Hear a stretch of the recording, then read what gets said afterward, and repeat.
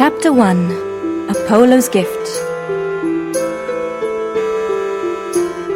After Calliope, the muse of epic poetry, gave birth to a first and only child, she and her husband, King Oeagrus, held a celebration in honor of their newborn son.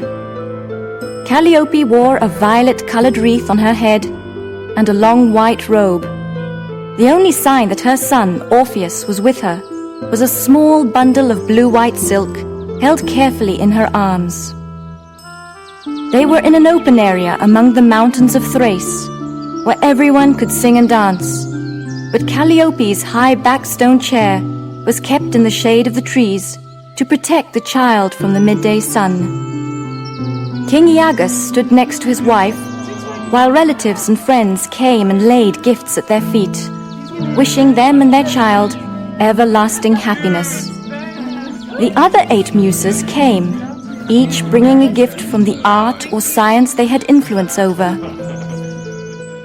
When they had left their gifts with the others, they all sat beside Calliope and Oeagrus to wait for Apollo, the god of music and light. He, of all the gods, could tell men their futures. Yet he spoke through the muses, and they were like his children to him. His arrival would be the highlight of the celebration. A light music came through the movement of the tree's leaves. It was so light that it could hardly be heard, yet everyone heard it and stopped what they were doing. A wind began to blow, and with it, the music was carried closer to people's ears. It passed through their ears and filled their bodies, making them feel that the earth below their feet and everything about them was moving to the same beautiful rhythm. Apollo walked from the forest into the open area where the celebration was taking place, and they saw it was he who was playing this music on a lyre he held in his hands. He walked through the crowd of people up to Calliope, where he placed the lyre at her feet. Calliope, my muse of epic poetry, you have brought a son into this world with Oeagrus, a man of Thrace. Because of your influence over the art of poetry, and because the Thracians are the most musical of people in Greece, I give your son the instrument which is closest to my heart. With it he will be able to combine the poetry you have given him with the music his father has given him, to create songs no other human on earth will be able to match. This is what will define your son. He will be able to go places no other man can go because of his music. He will give men strength in times of despair. Heroes will be led on in their journey because of his playing, and he will experience both love and loss. And his joy and sorrow will be heard through the sound of his lyre. And when he is taken from this earth, he and his lyre will be placed together so that all men will be able to see and remember where music and poetry combined. Calliope opened the silk cloth protecting the child from the sun and held his face up for Apollo to see. Apollo kissed its forehead, and that kiss passed the power to combine music and poetry into Orpheus's body. From that day forward, this power would come out through his lyre and hold both humans and animals, even nature itself, spellbound.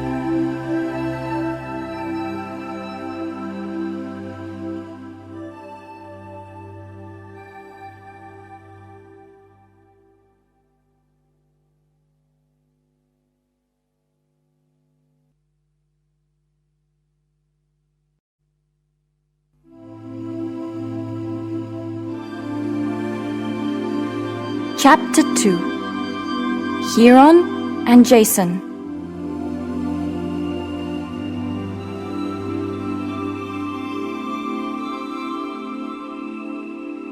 Orpheus played his lyre and sang songs every day until the time he was 16, and he had become the greatest musician anyone had ever heard.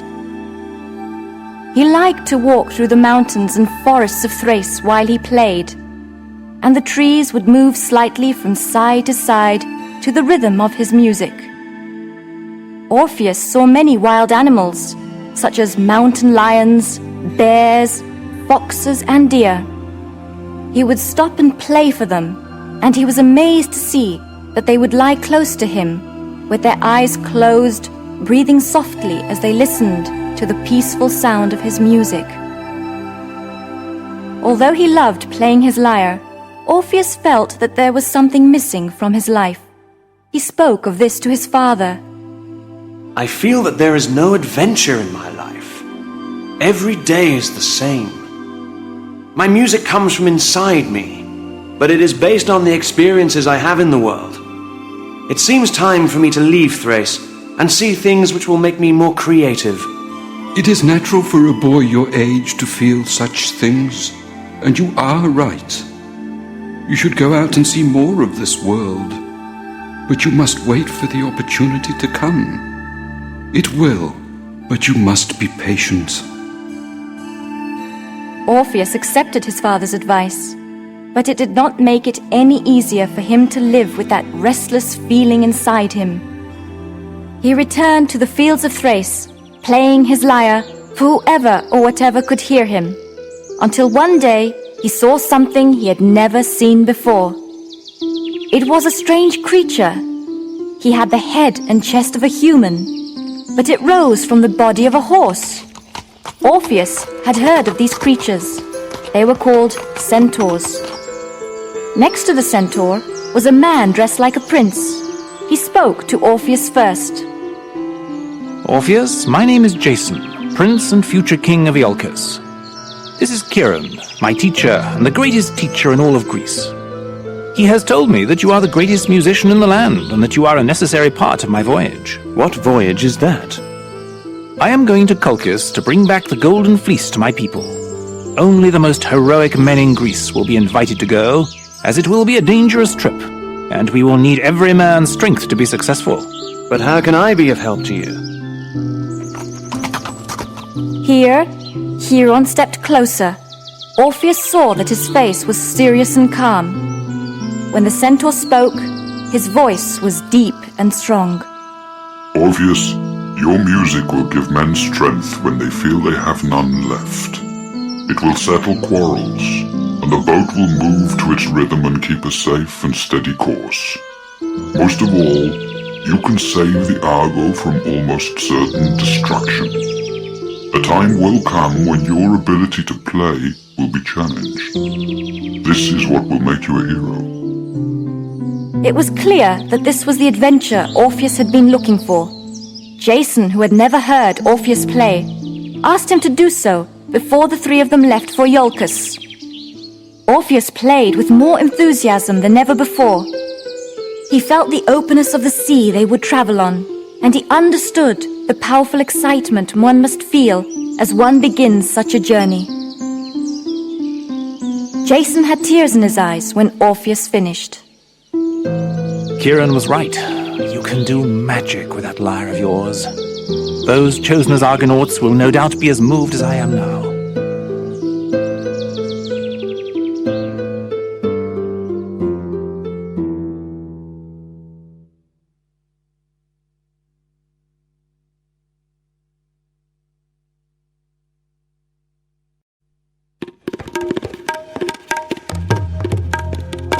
Chapter 3. Orpheus plays for the Argonauts. The name of Jason's boat was the Argo. It sat in the water near Oeagrus, with its long oars resting peacefully at its sides. This picture of calm was in direct contrast to the activity taking place on the land beside it. Men were competing in a series of games to see who would go on the journey to find the Golden Fleece. Among them were Castor, who was able to train 12 wild horses at one time, and Polydeuces, who was showing why he was the best boxer in all of Greece, as he knocked out one challenger after another. Orpheus watched all of this with amazement, for he had never seen anything like it. Jason stood on a rock above him, looking down at all of the competitors. Hercules, who was also traveling on the Argo, walked past Orpheus carrying 2 large chests. He almost knocked him over. Out of the way, little man. This is no place for music. Take your music and find some women to play for. This is a place for men of strength and power. There was a brightness in Jason's eyes when he heard this. Have you heard him play, brave Hercules? He has more power in that lyre than I think all of these men have together. Hercules set the chest he was carrying on the ground and stood with his arms crossed. Play for me then, and show me something I do not know. Orpheus picked up his lyre. He looked at all the other men competing to make this journey and used the reason for the journey as the inspiration for his song.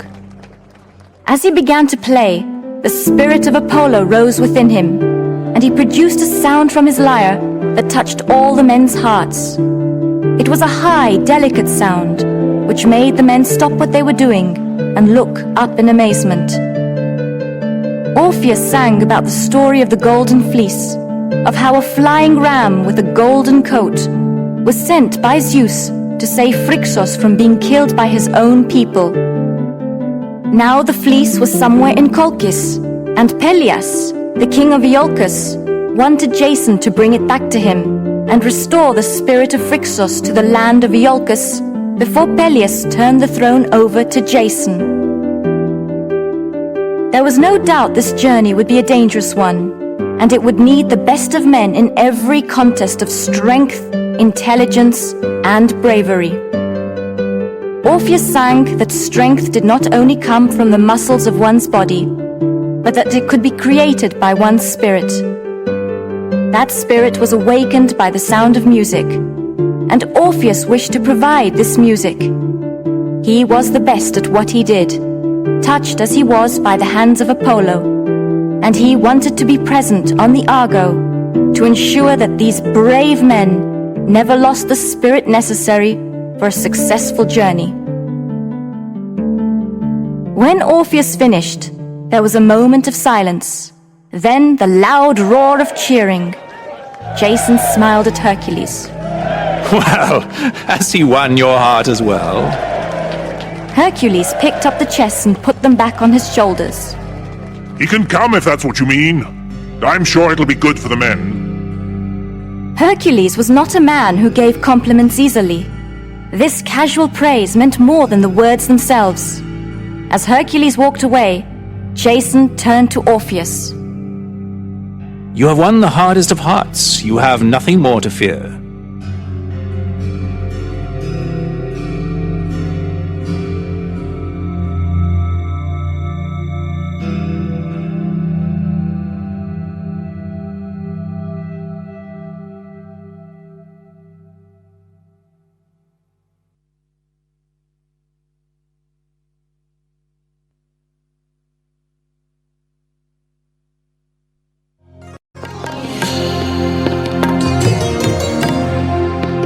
Chapter 4. The Argo avoids trouble. Orpheus soon proved how valuable he was to the Argo.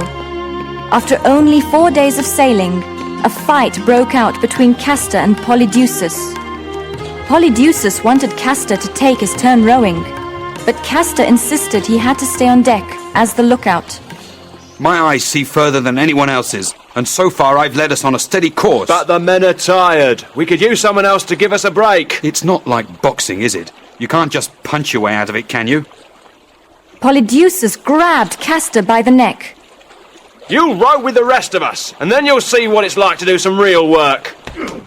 They began fighting and wrestling all over the deck. Not even Hercules could separate them. Then Orpheus picked up his lyre. He played what he felt, and he sang of the open sea and how its rough waves were only a mask hiding its truly calm self. Castor and Polydeuces stopped fighting to listen to Orpheus play. When he had finished, they all went back to what they had been doing, feeling calm and strong like the sea, and forgetting that they had been tired or angry. But it was only a few days more before the Argo began to lose its course. The men who were rowing began to complain that they never saw the sunlight as they rowed below deck during the day and then slept at night. Their complaining broke the rhythm of their rowing, which drove them further off their course and made their rowing more difficult. They took longer breaks, and Jason demanded that they push on. We're losing time. It's dangerous to stay in these waters too long. But my arms feel like water themselves, sir. I don't have the strength to take another turn. They heard the soft music of Orpheus coming from up above. Orpheus sat at the front of the Argo, playing as he looked at the sea. He noticed the waves had a rhythm of their own, and he was trying to play along with them. Soon he felt that his sounds and the waves were moving in tune with each other. The beauty of this music drifted below the deck of the boat and floated into the hearts of the Argonauts, making them take the oars in their hands with a new energy. They forgot their former tiredness, and they too, as well as the Argo, began to move in tune with the sea and the music. The Argo stopped each night on an island because it was dangerous to be on the water in the dark. But one night in particular, the Argonauts were having trouble while trying to find land. A light fog began to roll across the water as the light from the setting sun left the sky.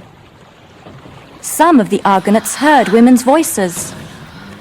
They were like whispers coming from the air around them. Then they'd disappear. Did you hear that? But there's no one around. Where are these voices coming from? Listen, they're singing. There were women's voices singing quietly. Occasionally one would rise above the rest, letting out high notes of sweetness and joy. The gods themselves could not sing with more beautiful voices. Turn the boat. There must be land there. Think of how beautiful these women must be if that's the sound of their voices.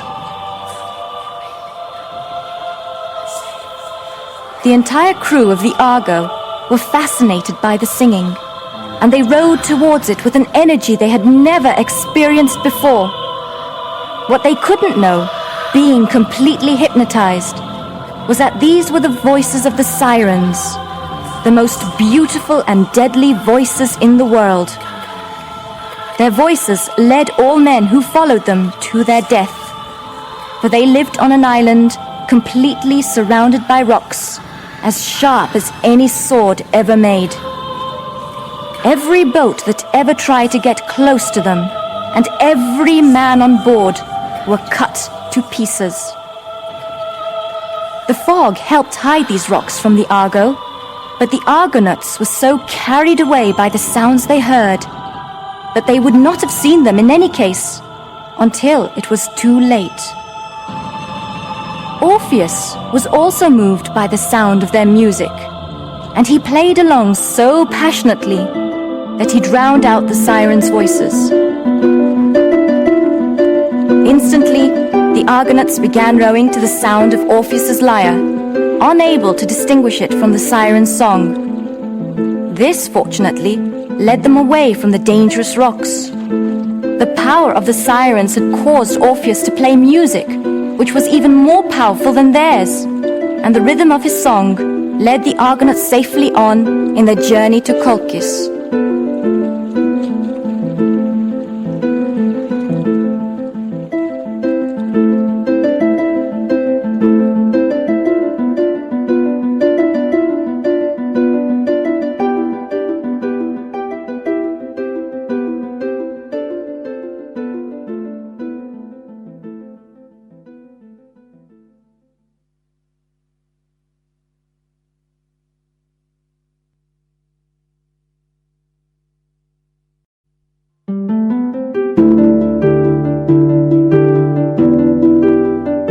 Chapter 5 Aphrodite and Eros.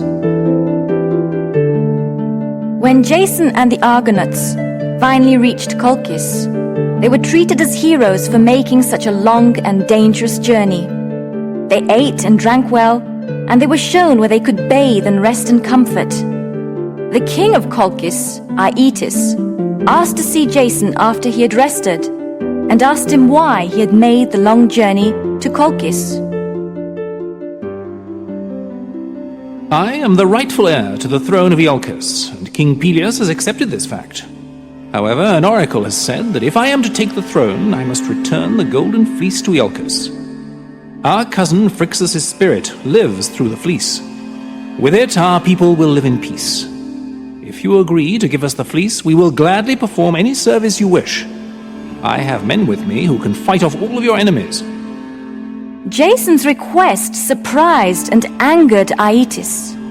He would give no one the golden fleece, and if he had known that the fleece was what the Argonauts wanted, he would have killed them in their sleep. Now he couldn't do that, so he thought of something which he was sure they could not survive. I understand you are brave men, having survived the journey here, and it is my wish to honor you. However, in order to give you the golden fleece, I would need to see you accomplish something that I myself have accomplished. Say it, and it shall be done. There are 2 wild, fire-breathing bulls who live in the fields of Ares. I once tied a plough to the necks of those bulls and ploughed those fields. In them, I planted the teeth of a dragon, and almost instantly, an army of dragon-toothed men grew out of the land and attacked me.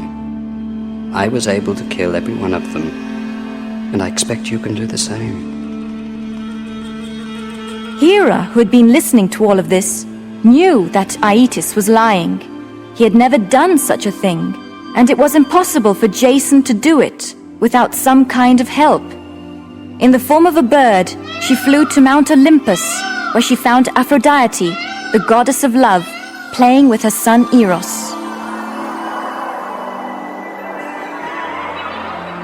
Aphrodite, I need your help. I am guiding the Argonauts in their search for the golden fleece, and King Aeetes has asked them to do something which is impossible. And what would you like me to do? Aeetes has a daughter, Medea. She has special powers. If you manage to make her fall in love with Jason, I am sure she could help him succeed in what her father has asked. I will ask my son Eros to go and visit her, as he has never failed to fill people's hearts with love for others. Aphrodite took a golden ball from inside her robe and held it out to Eros. This is for you, my darling. But first, I want you to find Medea, daughter to Aeetes, and fill her heart with love for Jason. Eros smiled at his mother, took the ball, then flapped his wings and rose into the air with his bow and arrow in his hands. He was high above the scene where Jason was accepting Aeetes' challenge. Medea was standing at her father's side, and she did not see or feel the small arrow that Eros shot into her arm. But then, when she looked at Jason, she suddenly felt that he was the most handsome man she had ever seen.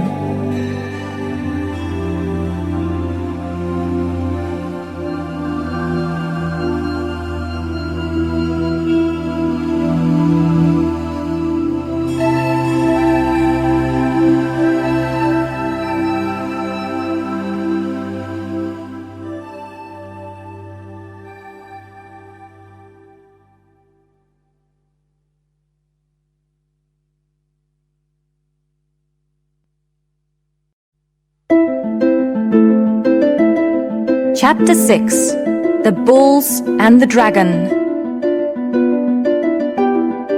The Argonauts returned to the Argo to discuss who would capture the bulls and plough the fields of Ares.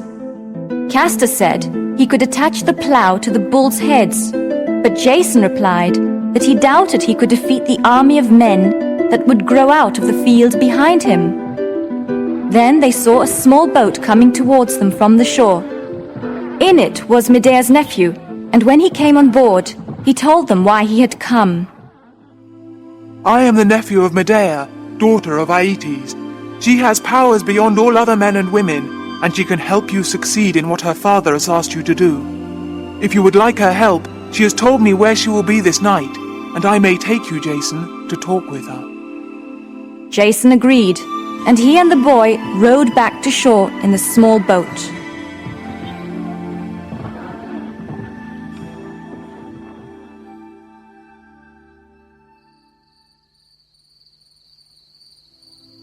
Medea was waiting for them in a clearing in the forest. She wore a black robe with a hood, hiding most of her face, as she did not want to be seen going against her father's wishes. In her hands was a small box containing a magic ointment that would protect Jason from the bull's fire and the army spears if he rubbed it onto himself on the day of the contest. Jason spoke first when he saw her. Your nephew has told me you are kind enough to help me defeat the bulls of Ares and plough the fields without harm. For this, I thank you. Jason's voice, Medea thought, equaled his good looks, and she had to keep her own voice from shaking when she answered, as she felt drawn to him. Here is an ointment which will protect you from all that could harm you. Rub it onto your skin well, and neither the bull's fire nor the army's spears will be able to break your skin. And there is something else. If the army of dragon-toothed men appears to be too great in number, throw a small stone among them, and they will begin attacking each other. Jason took the box from Medea, but he couldn't help wanting to see all of her face, as he too felt moved by her voice and everything about her. May I see the face that offers such kindness to me? She took the hood from her head, and Jason's heart beat quickly from the beauty he saw in her. Medea, I know you are doing this without your father's knowledge, but I am also moved by how beautiful you are. If all goes well tomorrow, I would like to take you back to Oeagrus and make you my wife. Medea was so surprised to see that Jason shared the same feelings for her as she did for him that she couldn't speak. Instead, Jason made one final request. To thank you, and in case I never get the chance again, may I kiss you before we say goodnight? Medea did not answer, but the moment his lips touched hers, she knew that he loved her as much as she loved him.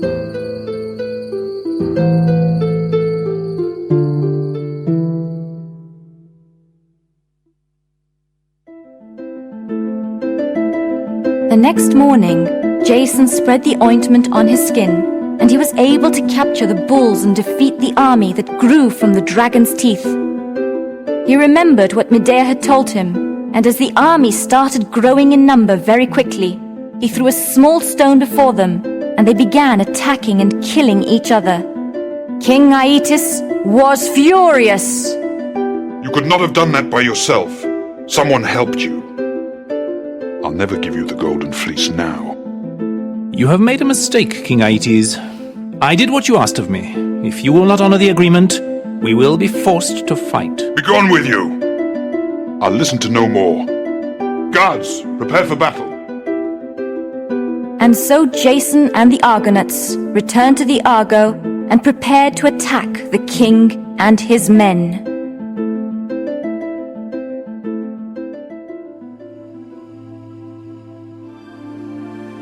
Medea, hearing all of this, took her most valuable possessions and escaped from the castle to be with Jason on the Argo. She knew where the fleece was, and she wanted to save her father's kingdom from a terrible battle, even though she planned to leave with Jason. Jason, take me to Oeagrus with you. I want to be your wife, but spare my father. I can show you where the fleece is. I never meant to do your father harm. The fleece is only for my people. You are the greatest treasure I could possibly return with.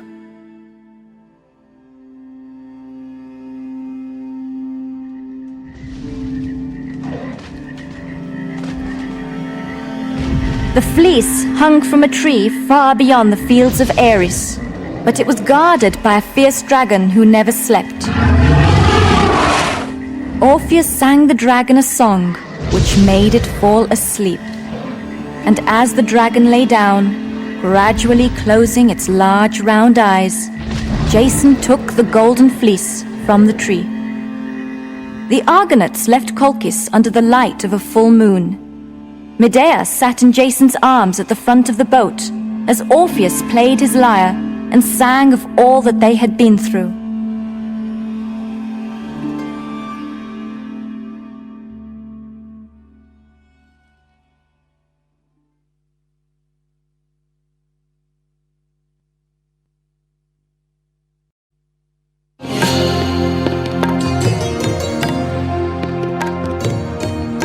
Chapter 7. Eurydice.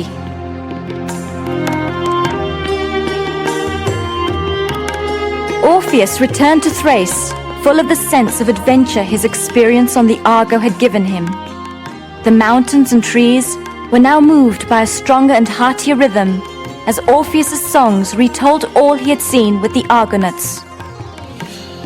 Yet something strange happened to him. Whenever he sang of Jason's meeting Medea, he felt sad inside. This sadness prevented him from playing as well as he could, and for a while he completely lost interest in playing at all. His mother offered one possible explanation for the way he felt. You are at an age when most young men are considering marriage. Perhaps you should look for a woman to love with all your heart.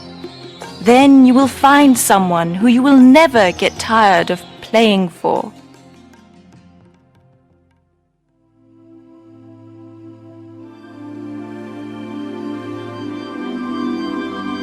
Orpheus thought this over, but he was not interested in any of the women he knew. Orpheus was used to people stopping whatever they were doing so that they could listen to his songs. However, each time he walked through one particular village, he noticed a woman who would never look up at him.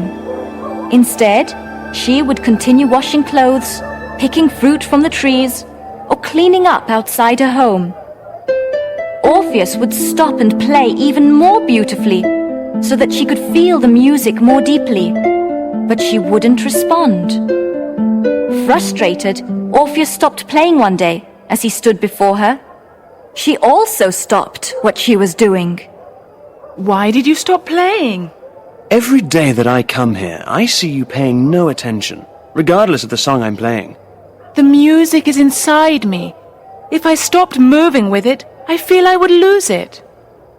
Orpheus was surprised at this answer. Slowly he picked up his lyre and began to play again. This time he saw that she really did feel every note that he played. The woman's name was Eurydice, and she was the one Orpheus would marry.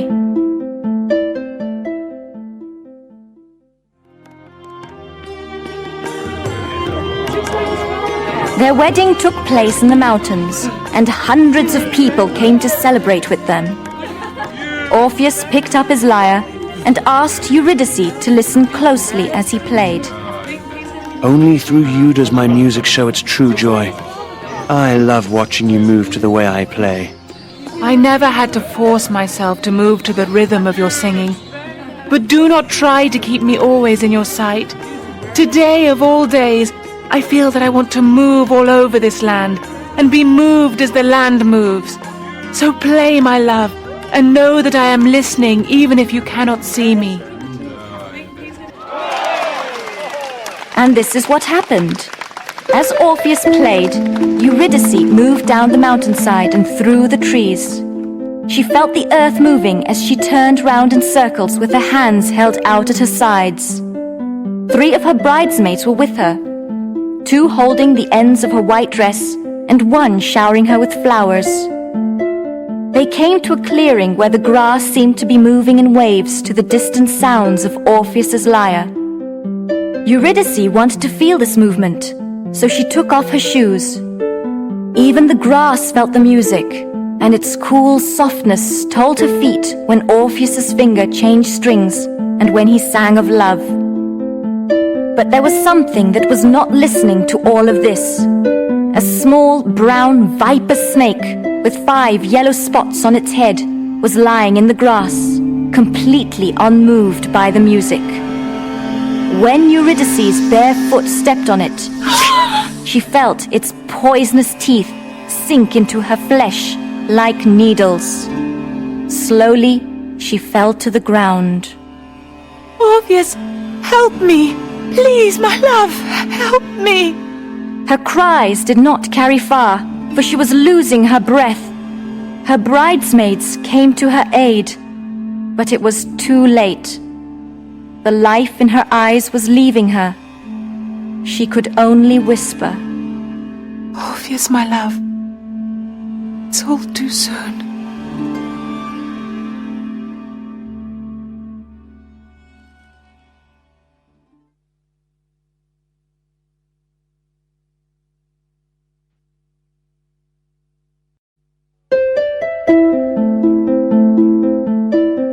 Chapter 8.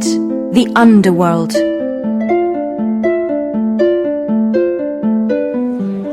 Even though he couldn't see her, Orpheus felt that something terrible had happened to Eurydice.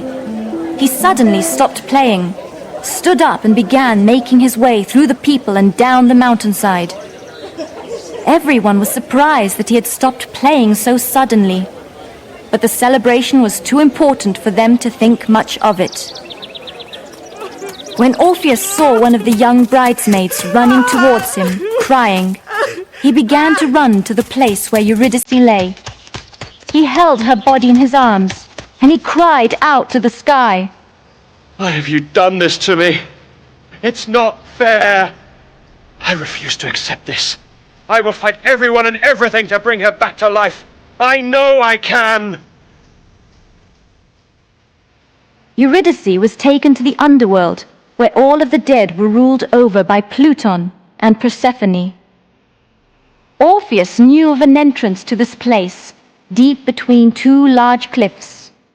The opening was so narrow that he had to turn sideways in order to be able to climb down below. The entrance was dark, and the further Orpheus descended, the darker it got, until he could see nothing at all.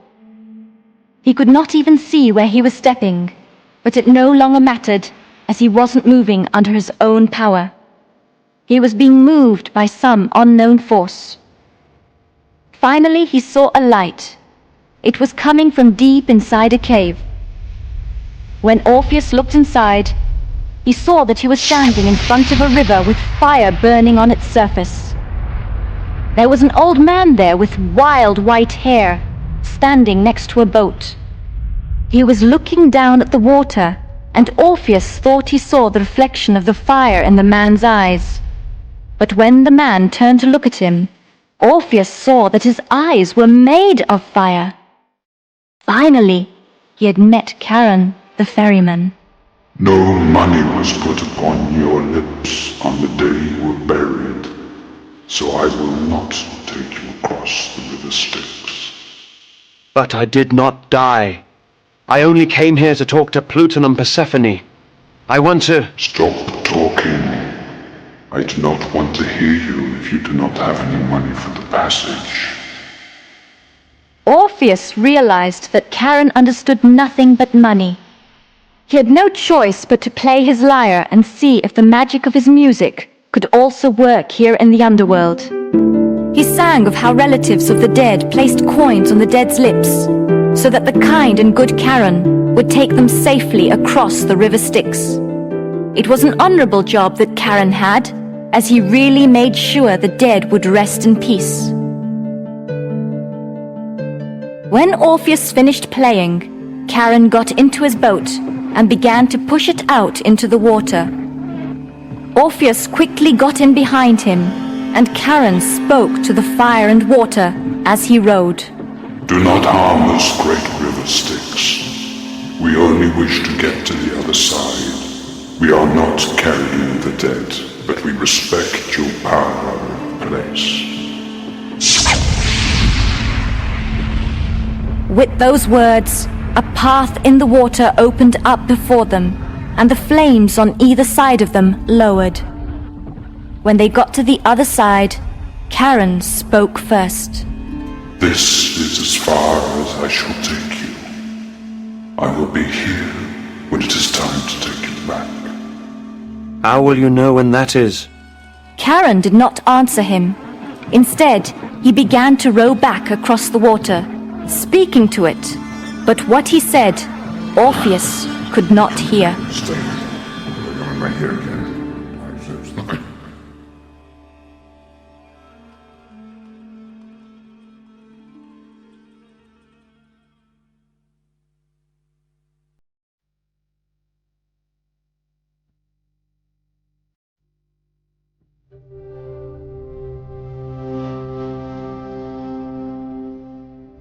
Chapter 9.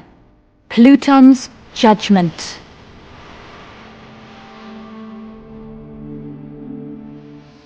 On the other side of the river Styx, there was a gate across the path which led further down into the underworld. In front of the gate was Cerberus, a three-headed dog with a tail like a dragon's. Orpheus hid when he saw this, and his heart beat quickly with fear. He had to remind himself of his original idea. You came here believing your lyre would guide you safely to Eurydice. If you forget that, you will never see her again. Orpheus emerged from his hiding place behind the rock and began to play. Cerberus ran at him, ready to tear him to pieces, but Orpheus simply closed his eyes and sang the highest note that would come to his throat. The dog stopped before him, captured by the sound of Orpheus's voice. His ears were standing straight up, and he forgot about attacking Orpheus. He went back and lay down next to the gate. His eyes became heavy, and he felt sleepy, and as Orpheus walked past him, still playing, Cerberus dozed off. Orpheus continued playing his lyre as he walked through the underworld, because he was never certain whether what he saw would be a danger to him or not. And he saw a lot. He saw Sisyphus constantly pushing a rock up a hill, only to have it fall back again. He saw Tantalus standing in a lake of water, dying of thirst, but every time he reached down to drink the water, it disappeared. And he saw Ixion, punished for speaking against Hera, and tied to a wheel which turned forever. Yet all of these men were able to forget their troubles when they heard Orpheus's lyre.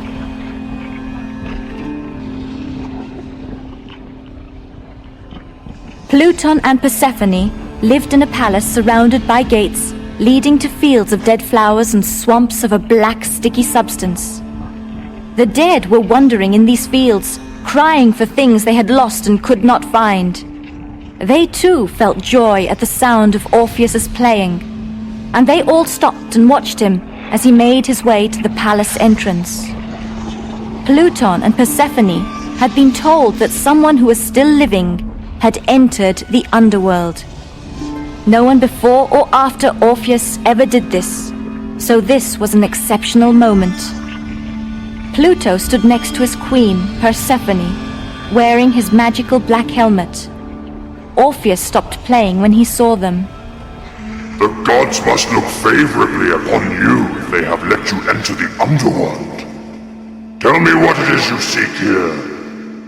My wife Eurydice has recently been taken from me, and she is now somewhere with you in this powerful kingdom. I fear that she has been taken too soon, that our life together was never given a chance to begin before it was ended. But there is no one here, as you must realize, that has been taken from your world too soon. It is their fate, and someone's fate is something that cannot be changed. I cannot argue with what you say, but I can only tell you what I feel through a song. If you will listen to me, perhaps you will understand me better. Pluton nodded, and Orpheus picked up his lyre. Orpheus sang of the need he felt to fill his heart with love, and how once he had found it, it had been taken away from him. When Pluton had taken Persephone to be queen of the underworld, the entire earth cried, and its tears turned to ice, freezing the flowers and the trees. So Orpheus sang how he felt about losing Eurydice, comparing his pain to that of the earth. He asked Pluton to let him have Eurydice back for just a little longer, and then she and he would be theirs again forever. Persephone was so moved by his song, and its reminder of how she too had been taken from the earth and brought to the underworld too soon, that she spoke first. Of course we will let you see your beautiful wife again. The gods must have sent you here as a gift, for your music is the most beautiful thing I have ever heard. Pluton agreed with what his wife said, but he knew he could not allow anyone to go back to the upper world so easily. Persephone is right. Your song has won you what no other living person has been given before. However, you must be patient still. Leave us and return to the upper world. Eurydice will be behind you the entire way, but do not look back. Trust that this gift is being given to you because of the song you sang. If you look back to see if your wife is there before you get to the upper world, you will lose her, and she will again be ours, only this time forever. Orpheus obeyed Pluton. He turned away from them and began his long journey back to the upper world, filled with the hope that Eurydice would once again be his.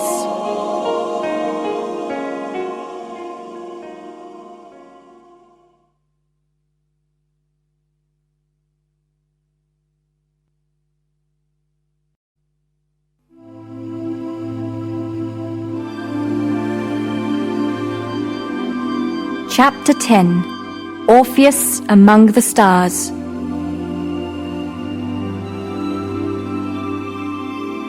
Cerberus was still sleeping when Orpheus reached the gate to the underworld, and Charon was waiting with his boat at the river Styx. As Orpheus walked, he never once looked back, but he did feel that Eurydice was right behind him. When he got into Charon's boat, he sat forward so she would have the space to sit behind him. She was so close he thought he could feel her breath upon him.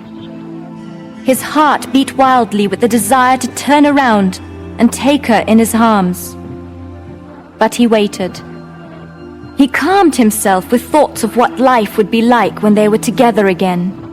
In his mind, he saw her in the forest the day she had stepped on the viper. Only this time, there was no viper. There was only him, holding her in his arms, and he imagined her talking about their life together.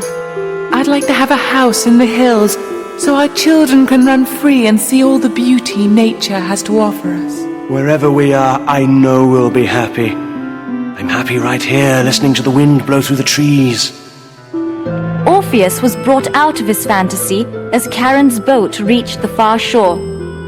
He left the boat and began the long climb up the tunnel of darkness leading to the upper world, and not once did he think that Eurydice was not behind him.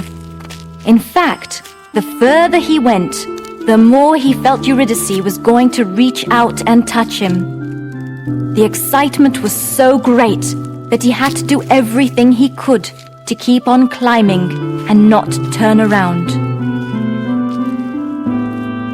Orpheus saw the light coming from the opening between the two large cliffs, and he climbed quickly to the top, feeling the warm sun of the upper world touch his skin once again. He wasn't sure if it was his imagination or not, but he thought he heard Eurydice slip and nearly fall. He turned and reached his hands out to grab her. He saw her there in the darkness, not yet out of the underworld, and they both knew he had turned too soon. She was pulled back into the underworld, and all Orpheus could hear was Eurydice's voice saying, "Farewell."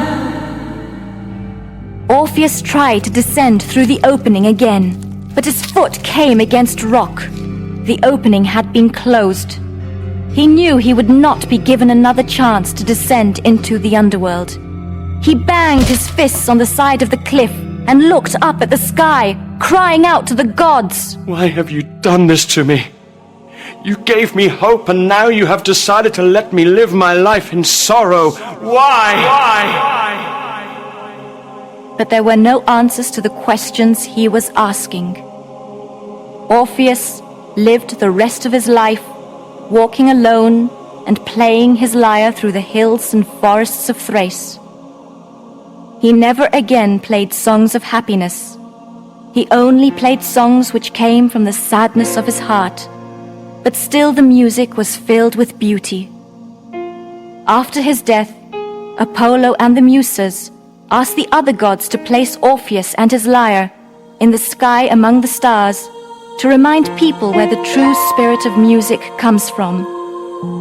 On clear nights, he can still be seen among the stars playing his lyre, and sometimes, when there is no wind blowing and no breeze to disturb the still of the night, he can be heard singing about people's happiness and misfortunes, reminding the whole universe of the way life was, is, and always shall be.